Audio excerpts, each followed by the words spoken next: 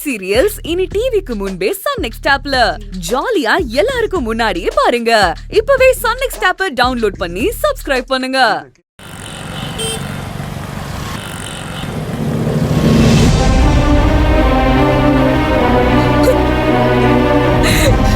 எனக்கு தப்பான வாழ்க்கை அமைஞ்சிடக்கூடாதுன்னு எங்க வீட்டுக்கு வந்து இவ எப்படி தகராறு பண்ண தெரியுமா? ஆதி, எனக்காக எங்க அப்பா அவமானப்படுத்தினது கூட தாங்கிக்கிட்டா. ஏய் மதி, நேத்து நடந்தது என்னன்னா எல்லாம் தெரியும் ஆதி.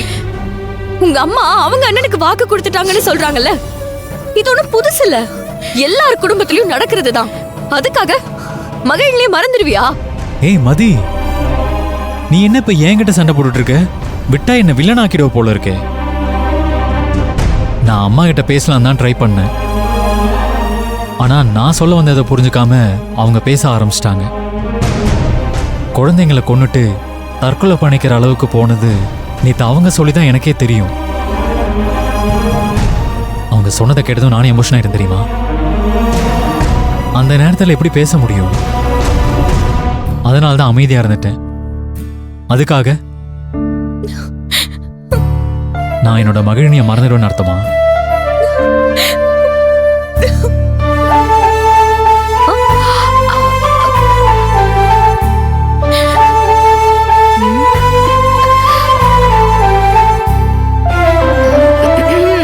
எக்ஸ்கியூஸ் மீ, நான் வந்த வேலை முடிஞ்சிருச்சுன்னு நினைக்கிறேன்.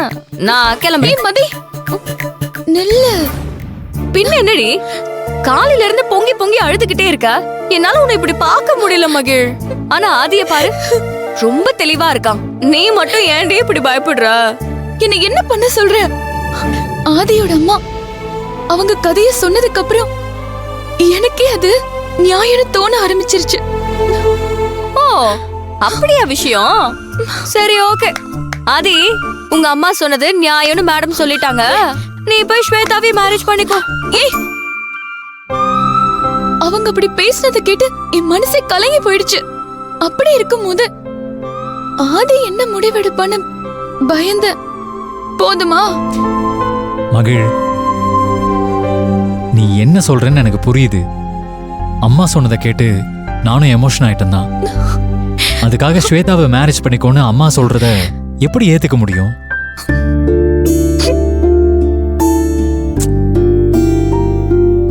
எனக்கு நீ முக்கியம். நம்ம காதல் முக்கியம் மகிழ். உன்னை நான் மிஸ் பண்ணவே மாட்டேன். அம்மா மனசை நான் மாத்துவேன் மகிழ்.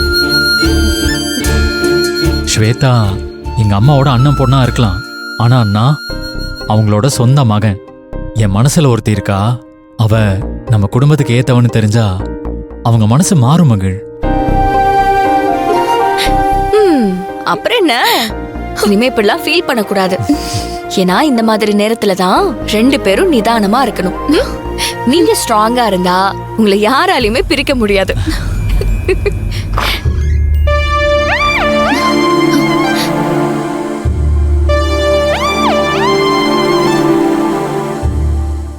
அன்னைக்கு ஓடி பிடிச்சி விளையாடினாங்க.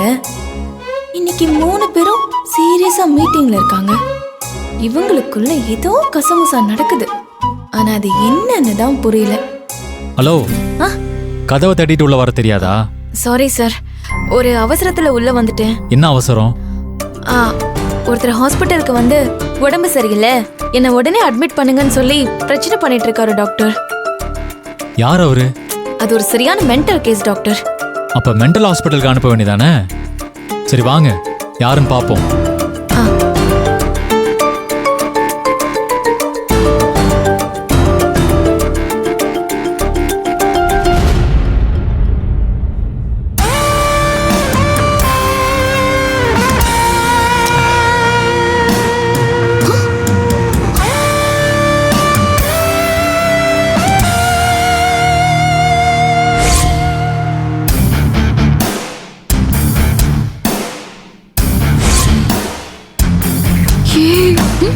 இது அவன் தானே?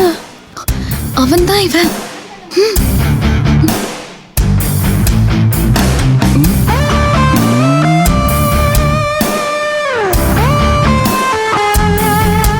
பாத்தீங்களா டாக்டர், சொல்ல சொல்ல கேட்காம இவரே வந்து பெட்ல படுத்திருக்காரு.